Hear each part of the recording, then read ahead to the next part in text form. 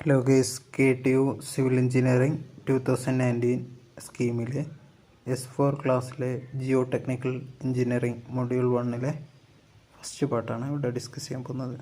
Syllabus നോക്കാം. Soil is the naturally occurring loose covering on earth surface. ഭൂമോപരിതലത്തിലുള്ള naturally occur ചെയ്യുന്ന loose കവറിങ്ങിനാണ് soil അഥവാ മണ്ണ് എന്ന് പറയുക. നമുക്കറിയുന്ന കാര്യമാണ്. സോയിൽ അഥവാ മണ്ണ് കമ്പോസ് ചെയ്യുന്നത് എന്തൊക്കെയാണെന്ന് വെച്ചിട്ടുണ്ടെങ്കിൽ particles of broken rocks have been altered by chemical and environmental processes including weathering and erosions. നമുക്കറിയാം, പാറകൾ കാലക്രമേണ വെതറിങ് ആൻഡ് ഇറോഷൻസ് ഒക്കെ നടന്ന് എൻവിറോൺമെൻറ്റൽ ചേഞ്ചിലൂടെ ഉണ്ടാവുന്ന ഒരു സംഭവമാണ് മണ്ണ്. മണ്ണിൻ്റെ എങ്ങനത്തെ പ്രോപ്പർട്ടീസാണ് നമ്മൾ പഠിക്കേണ്ടതെന്ന് വെച്ചിട്ടുണ്ടെങ്കിൽ അതിൻ്റെ ആ ഒരു സ്റ്റഡിയാണ് സോയിൽ മെക്കാനിക്സ്. സോയിൽ മെക്കാനിക്സിൻ്റെ ഡെഫിനിഷൻ എന്താണെന്ന് വെച്ചിട്ടുണ്ടെങ്കിൽ study of the engineering behaviour of soil when it is used either as a construction material or as a foundation material. മണ്ണ് നമ്മൾ എസ്പെഷ്യലി സിവിൽ എഞ്ചിനീയേഴ്സ് യൂസ് ചെയ്യുന്നത് ഫൗണ്ടേഷൻ മെറ്റീരിയലോ കൺസ്ട്രക്ഷൻ മെറ്റീരിയലോ ആയിട്ട് use ചെയ്യുന്നുണ്ടെങ്കിൽ അപ്പോൾ അതിൻ്റെ engineering behaviour, സോയിലിൻ്റെ engineering ബിഹേവിയറിനെ study ചെയ്യുന്ന ആ ഒരു കൺസേണിനെയാണ് സോയിൽ മെക്കാനിക്സ് എന്ന് പറയുന്നത്. ഇനി ഒറിജിൻ ഓഫ് സോയിൽ എന്താണെന്ന് നോക്കാം. Soil is formed by weathering of rocks due to mechanical disintegration or chemical decomposition.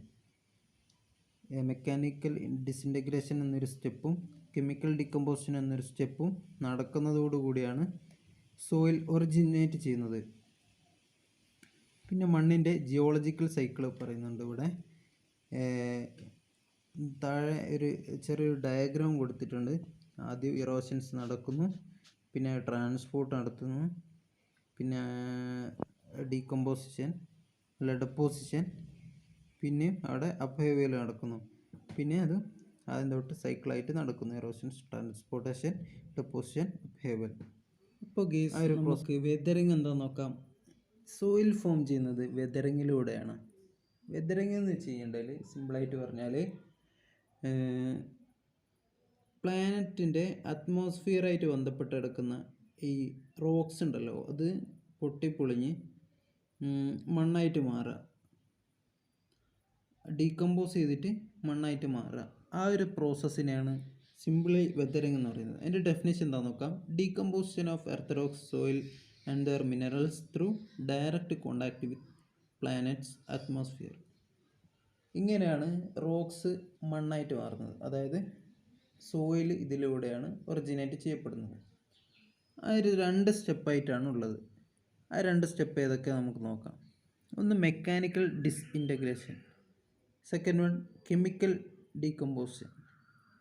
Mechanical disintegration എന്ന് പറയുമ്പോൾ ഈ break down of rocks of soil through direct contact with atmospheric conditions such as water, ice, heat, pressure.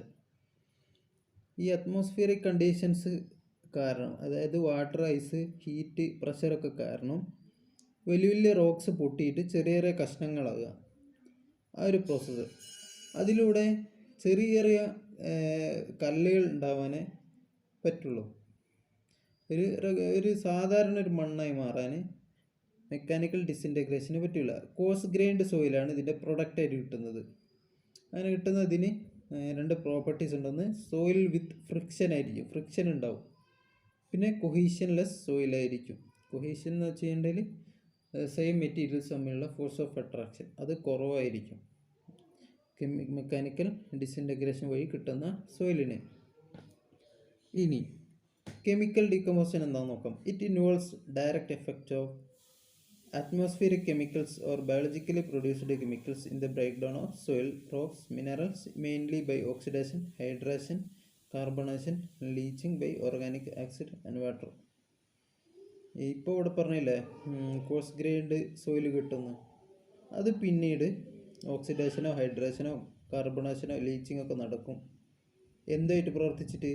Atmospheric കെമിക്കൽസോ അല്ലെങ്കിൽ biologically produced കെമിക്കലായിട്ടോ ഒക്കെ പ്രവർത്തിച്ച് ഇതുപോലെ reactions നടന്നിട്ട് എന്തുണ്ടാവും? Soils ഉണ്ടാവും. എന്നിട്ട് കിട്ടുന്ന സോയിൽ എന്തായിരിക്കും? ഫൈൻ ഗ്രൈൻഡ് സോയിലായിരിക്കും, ഒരു സാധാരണ ഓർഡിനറി സോയിലായിരിക്കും. പിന്നെ അതിന് രണ്ട് പ്രോപ്പർട്ടീസ് പറയും, സോയിൽ വിത്ത് അഡ്ഹീഷൻ, പിന്നെ കൊഹീസീവ് സോയിലും ആയിരിക്കും. എന്നുവെച്ചാൽ ഫോഴ്സ് ഓഫ് അട്രാക്ഷനുള്ള ഒരു സാധാരണ ടൈപ്പ് സോയിലായിരിക്കും കിട്ടുന്നത്. മനസ്സിലായെന്ന് വിചാരിക്കുന്നു. പിന്നെ സോയിൽ ഒന്നുകിൽ ഒറിജിനേറ്റ് ചെയ്ത അതേ സ്ഥലത്ത് ലൊക്കേറ്റ് ചെയ്തതാവാം, അല്ലെങ്കിൽ ഒറിജിനേറ്റ് ചെയ്തെടുത്തുനിന്ന് പിന്നീട് ട്രാൻസ്പോർട്ട് ചെയ്തതാവാം. അതിൻ്റെ അടിസ്ഥാനത്തിൽ ഒരു ക്ലാസിഫിക്കേഷനാണ് ഇവിടെ പറയുന്നത്. ഒന്ന് റെസിഡ്യൂവൽ സോയിൽ, അതായത് റെസിഡ്യൂവൽ സോയിൽ എന്ന് പറയുന്നതിൽ ഒറിജിനേറ്റ് ചെയ്തത് എവിടെയാണോ അവിടെ തന്നെ ലൊക്കേറ്റ് ചെയ്ത മണ്ണ്. Second one transported soil. Transported soil എന്ന് വെച്ചിട്ടുണ്ടെങ്കിൽ ഒരു സ്ഥലത്ത് ഒറിജിനേറ്റ് ചെയ്ത് പിന്നീട് ട്രാൻസ്പോർട്ട് ചെയ്യപ്പെട്ടത്, റീഡെപ്പോസിറ്റ് ചെയ്യപ്പെട്ടത്. ചിലപ്പോൾ വിൻഡ് കൊണ്ടോ അല്ലെങ്കിൽ വാട്ടർ കൊണ്ടോ ഐസ് കൊണ്ടോ ഒക്കെ ആയിട്ട് ട്രാൻസ്പോർട്ട് ചെയ്തതാവാം. അതിൻ്റെ അടിസ്ഥാനത്തിൽ ട്രാൻസ്പോർട്ടഡ് സോയിലിനെ ഒന്നുകൂടി ക്ലാസിഫൈ ചെയ്യുന്നുണ്ട്. അത് കുറച്ച് ഒരു സ്പെഷ്യൽ നെയിംസ് വെച്ചിട്ടാണ് അറിയപ്പെടുന്നത്, ഒന്ന് പഠിച്ചു വെക്കേണ്ടതാണ്. First one alluvial deposits. Alluvial deposits എന്ന് പറഞ്ഞിട്ടുണ്ടെങ്കിൽ ഈ റണ്ണിങ് വാട്ടർ ഉണ്ടല്ലോ, റിവർ ഒഴുക്കി കൊണ്ടുപോകുന്ന മണ്ണ്, അങ്ങനെ ട്രാൻസ്പോർട്ട് ചെയ്യപ്പെട്ട മണ്ണിനെയാണ് എന്ത് പറയുന്നത്? അലൂവിയൽ ഡെപ്പോസിറ്റ്സ് എന്ന് പറയുന്നത്. ഇനി വിൻഡ് ട്രാൻസ്പോർട്ട് ചെയ്തതിനെ ഓയിലിയൻ ഡെപ്പോസിറ്റ്സ് എന്ന് പറയും. മെയിൻലി രാജസ്ഥാനിലൊക്കെ കാണപ്പെടുന്നത്. പിന്നെ ഗ്ലാസിയറോ ഐസൊക്കെ ആയിട്ട് ട്രാൻസ്പോർട്ട് ചെയ്യപ്പെടുന്നതിനെ ഡ്രിഫ്റ്റ് എന്ന് പറയുന്നു. പിന്നെ കടലോ ഓഷ്യനോ സമുദ്രമൊക്കെ ഡെപ്പോസിറ്റ് ട്രാൻസ്പോർട്ട് ചെയ്യപ്പെടുന്നതിന് മറൈൻ ഡെപ്പോസിറ്റ് എന്ന് പറയും. പിന്നെ ഗ്രാവിറ്റി കാരണം ട്രാൻസ്പോർട്ട് ചെയ്യപ്പെടുന്നത് കൊളൂവിയൽ എന്ന് അറിയപ്പെടും. പിന്നെ ലൈക്ക് ട്രാൻസ്പോർട്ട് ചെയ്യുന്നതിനെ ലാക്സ്ട്രെയിൻ ഡെപ്പോസിറ്റ്സ് എന്ന് അറിയപ്പെടും. ഗൈസ്, അടുത്തത് ഒരു ഇമ്പോർട്ടൻ്റ് ടോപ്പിക്കാണ്. അതായത് പാർട്ടിക്കിൾസിൻ്റെ സൈസിൻ്റെ അടിസ്ഥാനത്തിൽ സോയിലിനെ ക്ലാസിഫൈ ചെയ്തിരിക്കുകയാണ്. ഇവിടെ കുറച്ച് നെയിമുകൾ കൊടുത്തിട്ടുണ്ട്. അതിൽ താഴോട്ട് അസെൻഡിങ് ഓർഡറിലാണ് പാർട്ടിക്കിൾസിൻ്റെ സൈസ് അസെൻഡിങ് ഓർഡറിലാണ് ഇവിടെ ക്ലാസിഫൈ ചെയ്തിരിക്കുന്നത്. ഏറ്റവും മുകളിൽ കൊടുത്തത് ക്ലേ, ഒരു സോയിലിൻ്റെ ഏറ്റവും കുറഞ്ഞ സൈസിലുള്ളതാണ്. അതായത് 0.002 മില്ലിമീറ്ററിന് താഴോട്ടുള്ള, അതായത് 2 മൈക്രോമീറ്ററിന് താഴോട്ടുള്ളതിനൊക്കെ ക്ലേ എന്നാണ് പറയുന്നത്. പിന്നെ 0.075 താഴോട്ടുള്ള മൊത്തം, അതായത് 0.075 മില്ലിമീറ്ററിന് താഴെ പാർട്ടിക്കിൾസ് സൈസുള്ള എല്ലാ സോയിലിനും മേജറായിട്ട് ഫൈൻ ഗ്രൈൻഡ് സോയിൽ എന്നാണ് പറയുന്നത്. അതിൽ തന്നെ 2 മൈക്രോമീറ്ററിൻ്റെ മുകളിലോട്ടുള്ള ആ ഒരു റേഞ്ച് ഉണ്ടല്ലോ, അതിലുള്ളതിനെ സിൽറ്റ് എന്ന് പറയും. ഈ ഫൈൻ ഗ്രൈൻഡ് സോയിലൊക്കെ കൊഹസീവ് സോയിലായിരിക്കും. ഇനി നമുക്ക് കോഴ്സ് ഗ്രൈൻഡ് സോയിലിനെ നോക്കാം.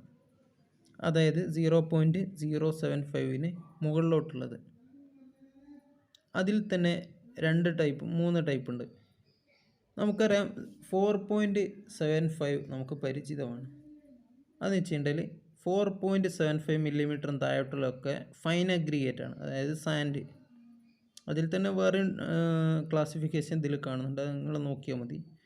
4.75 താഴോട്ടുള്ളത് ഫൈൻ അഗ്രിഗേറ്റ്, അതായത് സാൻഡ്. അതിൽ കൂടിയത് 80 മില്ലിമീറ്റർ വരെ ഗ്രാവൽസ് ആണ്, അതായത് കോഴ്സ് അഗ്രിഗേറ്റ്. പിന്നെ 80ക്കും 300നും ഇടയിലുള്ളത് കോബിൾ എന്ന് വെച്ചാൽ കല്ല്. 300ന് മുകളിലോട്ടുള്ളത് ബോൾഡേഴ്സ് എന്നാണ്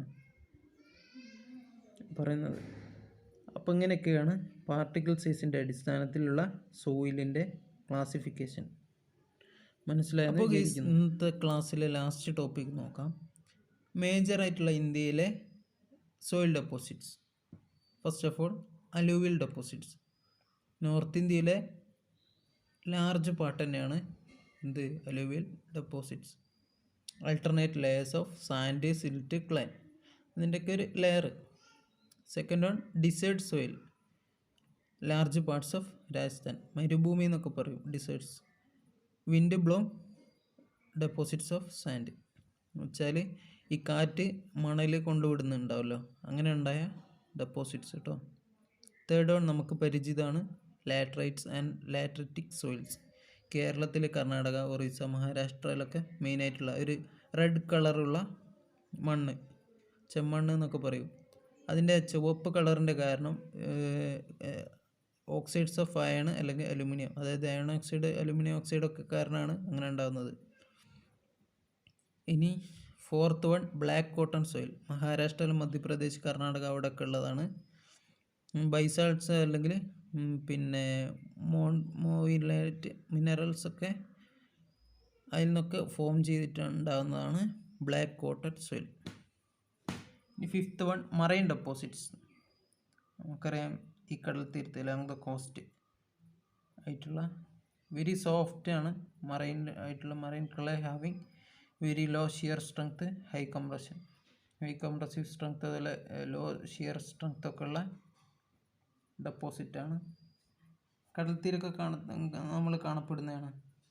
ഇനി ബൗൾഡേഴ്സ് ഡെപ്പോസിറ്റ്, സബ് ഹിമാലയൻ റീജിയനിലൊക്കെ ഉള്ള എന്നുവെച്ചാൽ മലഞ്ചേരിയിൽ നിന്നൊക്കെ ഈ വെള്ളം ഒഴുക്കി കൊണ്ടുവരുന്ന ബോൾഡേഴ്സ്, വലിയ വലിയ കല്ലുകൾ, നമ്മൾ പാർട്ടിക്കിൾ സൈസിൻ്റെ ക്ലാസിഫിക്കേഷനിൽ കണ്ട വലിയ വലിയ കല്ലുകളൊക്കെയാണ് ബോൾഡേഴ്സ് പറഞ്ഞതിൽ 300 മില്ലിമീറ്ററിലും കൂടി സൈസുള്ള.